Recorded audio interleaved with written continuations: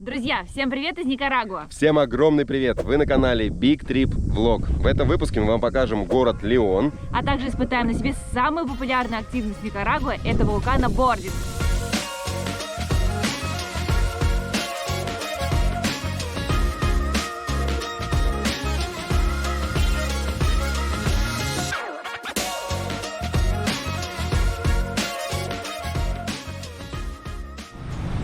Отель находится в красивом особняке 1858 года. Только входим и сразу же видим символ этого города – льва. Здесь можно выйти, подышать воздухом, полюбоваться на красивую архитектуру этого особняка. Сейчас мы с вами проходим на ресепшн. Стены, как обычно, украшены картинами. Здесь мы видим корабли.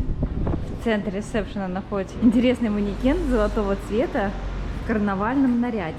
Я уточнила сейчас у администратора отеля, оказывается, в этом костюме была одета мисс Никарагуа 2020. Она подарила этот костюм отелю. И вы смотрите, что нарисовано, точнее изображено сзади этого костюма. Конечно же, национальный символ города Леон. Просто посмотрите, какая красота. Правда, очень похож на карнавальный костюм, в котором выступает в Рио-де-Жанейро. Безумно красиво, просто произведение искусства. Конечно же, больше об истории отеля можно узнать на сайте. Можно узнать у администратора, который всегда готов помочь со всеми вопросами. Также здесь есть небольшая библиотека, сувениры, которые можно приобрести, настольные игры. Ну а если вам не хочется оставаться в отеле, вы приехали сюда всего лишь на один день, то можно прийти сюда как в бистро. Здесь находится ресторан с уютными столиками, террасой. Говорят, что вот это вот место, оно было построено 4 года назад, в отличие от всего особняка.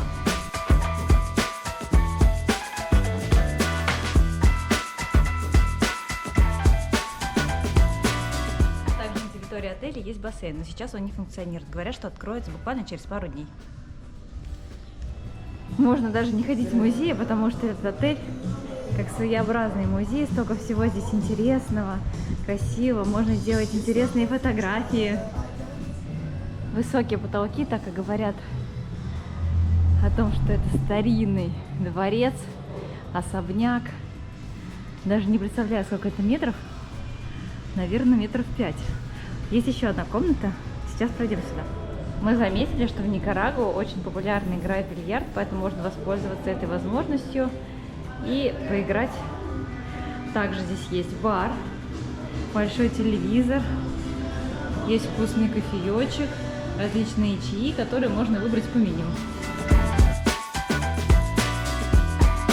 Сейчас я прошла непосредственно на территорию бистро.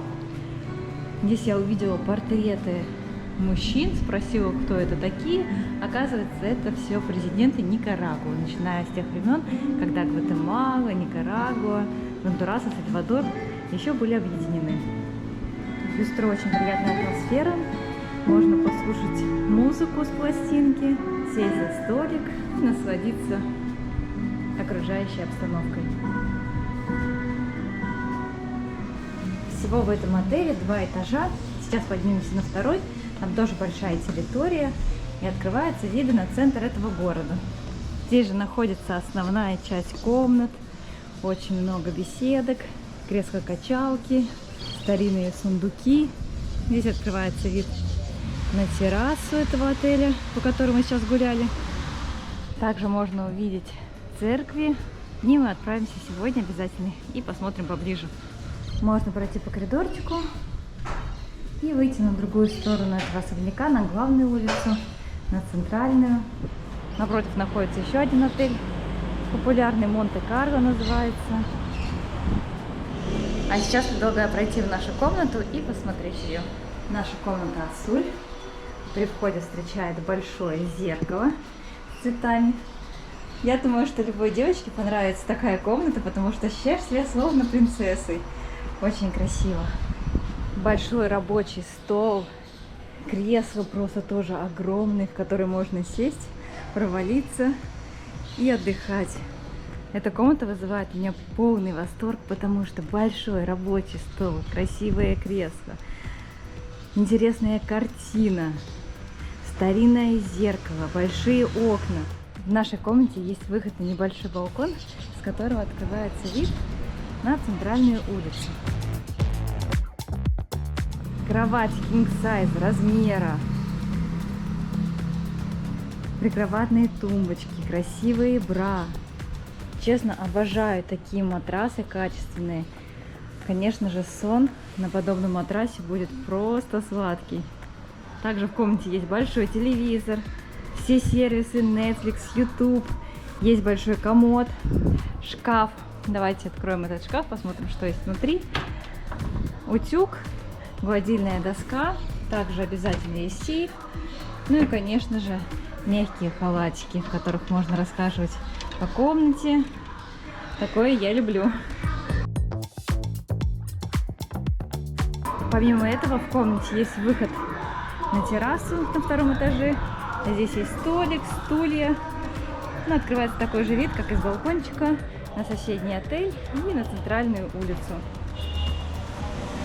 Пойдем в ванную комнату. Еще одно большое зеркало. Обратите внимание на его раму золотистого цвета. Есть две раковины. Все необходимое. Зубная щетка. Даже можно что-то зашить себе. А здесь ватные спонжи. Но больше всего, что мне нравится, это, во-первых, ванная. А во-вторых, смотрите на эти смесители, которые сделаны под старину. Ну, естественно, они новые. Все прекрасно работает. Мы довольны потоком горячей, холодной воды. Также, помимо этого, здесь есть и гель для душа, шампунь, лосьон. Все в этом отеле создано для хорошего отдыха. Ну, а мы отдохнули и сейчас отправляемся в наше новое путешествие по Никарагуа. Время 8 утра. Отправляемся на этом джипе к вулкану Сьерра-Негра.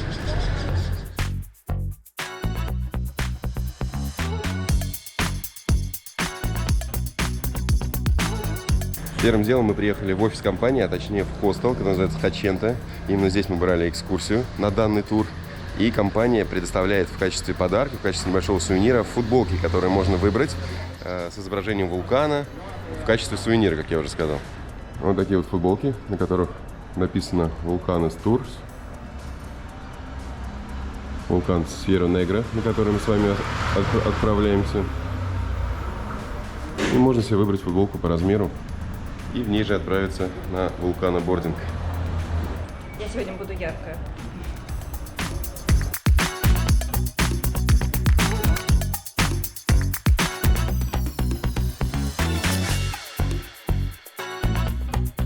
Okay guys, welcome to our volcano boarding tour. My name is Luis. You can call me Chino. I'm gonna be your tour guide this morning. We go to Cerro Negro volcano. This volcano is the youngest volcano in Central America. Okay, ready? Yeah, ready. Let's go. Let's go. Let's go.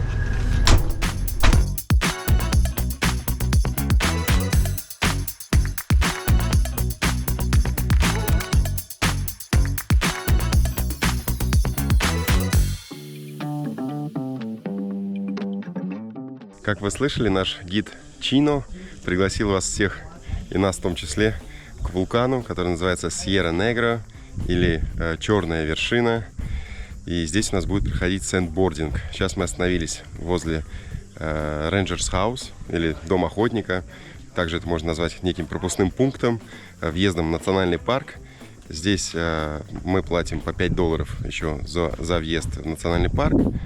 Эта комиссия уже включена в наш тур. И уже будем скоро подъезжать к подножью вулкана. Также наш гид поведал нам информацию об этом месте. То, что на территории национального парка располагается 11 вулканов.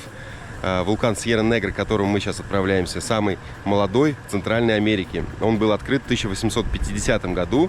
Его высота 728 метров. И он извергался последний раз 25 лет назад, в 1999 году.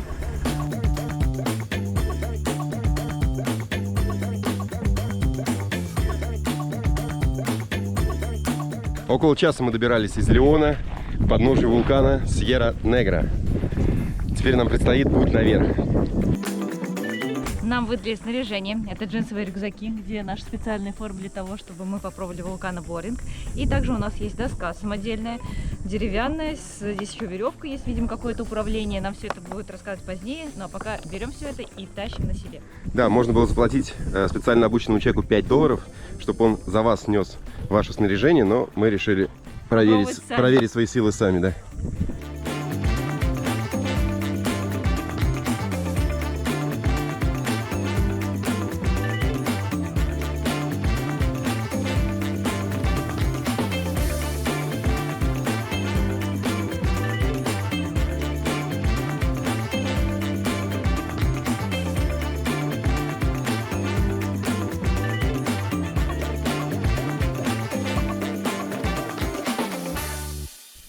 Здесь на Сьерра-Негра гораздо более комфортная температура. Она ниже, чем в городе Леон, потому что там жарко постоянно. А здесь дует ветерок, можно любоваться зеленью. Очень красиво. И еще говорят, что сейчас сухой сезон, жаркая погода, и зелень, она, знаете, такого яркого цвета. А когда идут дожди, она более темная и выглядит более тропической. Но подниматься на самом деле непросто. Видите, я уже немножко запыхался, благо у нас есть небольшие остановки каждые минут 10. Сьерра-Негра, как вы видите, вулкан полностью черные большие камни, а рядом располагаются другие вершины, но они уже в зелени, поэтому очень красивые виды открываются.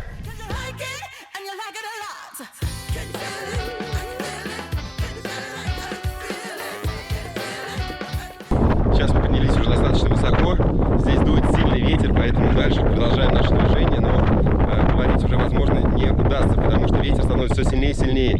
Сейчас мы встретили еще одну группу, поэтому туристы здесь встречаются, но не так часто.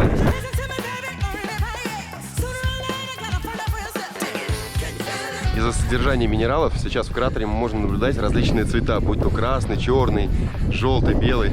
Как сказал наш гид, это словно пина-колада на пляже. С одной стороны мы можем наблюдать кратер вулкана, а с другой стороны точка, откуда мы начали свой подъем.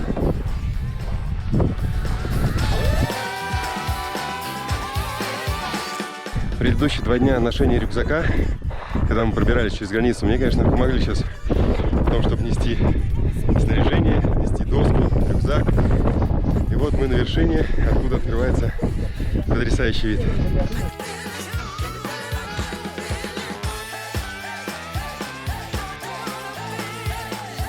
Именно в этом месте у нас будет спуск на досках, так называемый вулканический серфинг. А сейчас мы отправляемся на еще небольшую прогулку до кратера. Сейчас нам гид рассказывал, какие вулканы здесь есть вокруг. Я, естественно, их не запомнил, потому что их множество. Я вообще нахожусь впервые в месте, где столько вулканов. Вот впереди мы видим вершины вулканов, высота которых 1100-1700 метров. И с другой стороны также есть вулкан. Мы сейчас находимся у самого высокого кратера. Нам предложили потрогать землю, она выглядит словно мокрая, но в действительности очень горячая, словно кто-то ее подогревает все время. После того, как полюбовались видами с вершины, приступаем к нашей основной активности – вулканобординг. Я немножко утонула в этом комбезе, он огромный, но я думаю, зато хорошо защищает от вулканического песка. Возможно, в этих костюмах мы немного похожи на людей, которые сейчас будут подвергаться химической какой-то реакции, но это не так. Мы всего лишь навсего защищаемся от местного вулканического песка.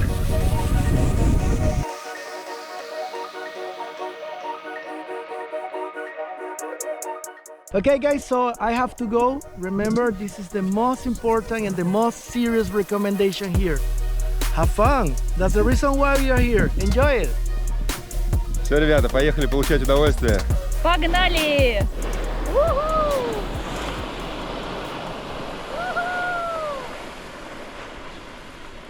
Подними ноги, ноги подними. Будет быстрее. Ладно, и так сойдет.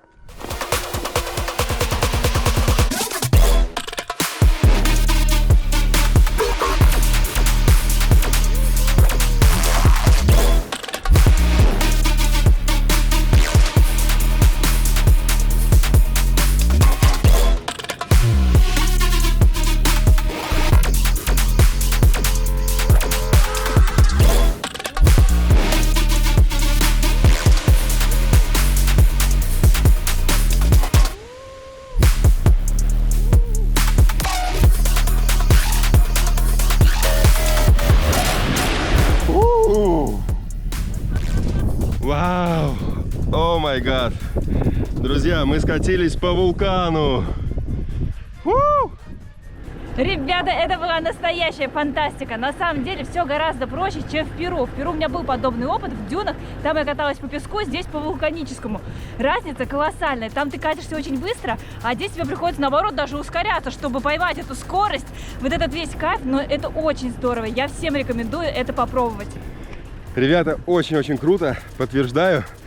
Гид забыл только одно правило, да, когда вы скатываетесь вниз, во-первых, скорость не такая большая, потому что мы читали, что можно и до 60, чуть ли не до 100 км в час разогнаться, но, видимо, это с опытом приходит. А также главное, что от эмоций, когда вы там кричите или что-то восторгаетесь, нужно закрывать рот, иначе вся вот эта черный песок летит вам в рот, и получается очень-очень даже как бы вы черный получаетесь. Да, вы получаетесь черный. Но для меня это было похоже, знаешь, как будто бы я еду на склоне на поезде. То есть вот скорость небольшая, пытаюсь ее поймать быстрее, не получается, но все равно эмоции просто... Да, вначале вроде кажется, что это, наверное, высоко, там может быть быстро, а когда вы только начинаете катиться, ты когда начала катиться, у тебя очень было медленно, прям очень. То есть я тебе еще говорю, ну, подними ноги наверх, да, чтобы чуть было быстрее скорость, вот. Но на самом деле скорость потом увеличивается, да, в какой-то момент ты начинаешь тормозить. Если что, надо тормозить как раз, получается, пятками, то есть ногами. Вот, поэтому, ну, интересный очень опыт. Сейчас мы садимся на джип и возвращаемся обратно. А вот так возвращаются наши гиды с вершины, которые помогали нам в этом процессе. Yeah, it was really cool. Yeah. Все, друзья, возвращаемся. Как сказал Чино Рин, всем нужен душ после такого мероприятия. Так, нам подготовили здесь сюрприз. Что это такое? О, арбуз! Выглядит очень сладко. It's look really sweet. Давай мне, держи. Тебе я возьму кусочек. Давай, выбери мне там поменьше. Поменьше? Ну, вот такой вот, поменьше косточек. Ага, спасибо. Пробуй. Класс. Мы уже... Где мы пробовали с собой арбуз до этого? В Гондурасе, по-моему. Да, в Гондурасе. Да, в общем, можно сделать вывод, что в Центральной Америке арбузы очень вкусные. Потому что до этого был вкусный арбуз, да? И этот вкуснейший, реально. Ну, в Мексике мы тоже ели, помнишь, вкусный арбуз. Короче, арбузы здесь прям как российские, вкусные. Топ-топочек. У всей нашей группы перерыв. И у водителя, и у гида, и у парня, у которого мы брали эквипмент из соседней деревни, тоже с нами. И у девушки, которая также помогала нам в этом туре. У всех перерыв. Watermelon time. Gina, thank you so much for this experience. It was really amazing. Thank you for that. It's a big pleasure enjoying this morning with you. Thanks to you for coming with us. Thank you. Ездили мы с компанией Maribius Tour. Как всегда, все контакты оставим в описании под видеороликом. Стоимость такой экскурсии в группе стоит $35. Спасибо, guys. Поскольку Леон считается одним из самых жарких городов Никарагуа, то мы вышли на прогулку лишь в 5 часов вечера. На самом деле даже сейчас очень тепло, да? Да, душно. Не то, что даже жарко, а вот именно духота какая-то здесь. Да, город Леон расположен на северо-западе страны, недалеко от Тихоокеанского побережья. Сейчас мы с вами немножко здесь прогуляемся по этому красивому древнему колониальному городку.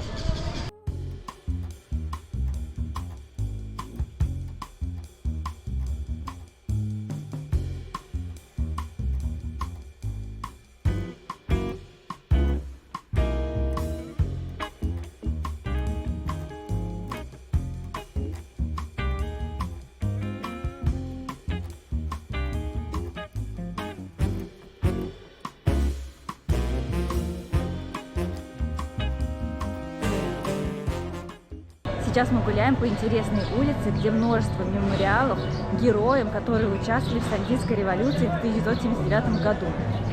О каждом из этих революционеров можно почитать подробнее на этих мемориальных плитах. Причем, знаете, что самое интересное? Здесь не одна такая улица, но это посвящена революции, а соседняя улица посвящена революционерам различных годов. Сейчас мы находимся на баскетбольной площадке. Вечером сюда вышли игроки, потому что чуть-чуть похолодало, поэтому они наслаждаются игрой. Но самое интересное на этой площади, то что здесь есть интересные граффити. С одной стороны, мы видим граффити, посвященные истории всей страны Никарагуа. С другой стороны, более печальные граффити, которые посвящены событиям 1959 года. Студенты вышли и устроили протест, в результате чего была вызвана Никарагуанская гвардия. Они расстреляли 4 студентов, 60 было ранено. И сейчас можно подойти и более подробно посмотреть на историю этой страны. Сейчас мы дошли до центрального парка Леона, рядом с которым расположен главный кафедральный собор города.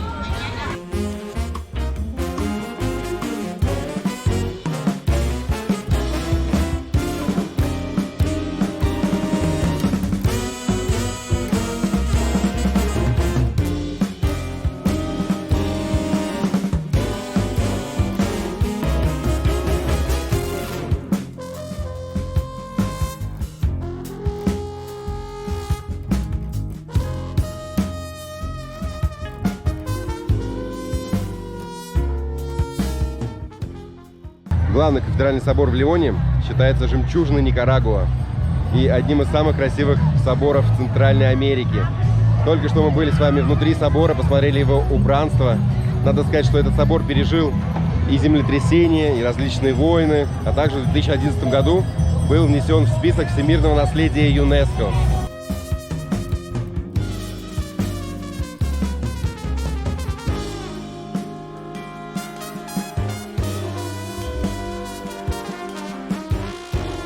Уже не первый раз, приезжая в Центральную Америку, мы попадаем на какие-то городские праздники.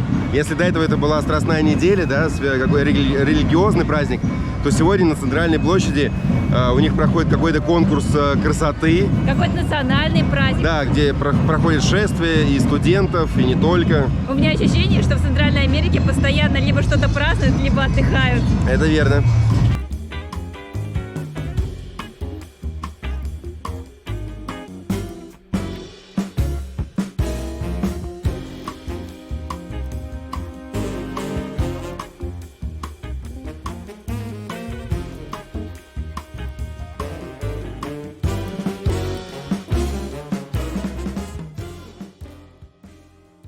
Первого дня Никарагуа нас удивляет. Сегодня мы попробовали и вулкан Гордон, и прогулялись по центру этого города. Поэтому, друзья, остаемся на канале Big Trip Vlog. Подписываемся, если еще не подписаны. И впереди вас ждут самые интересные приключения по этой замечательной стране. Всем до новых встреч, всем пока. Всем пока, ребята.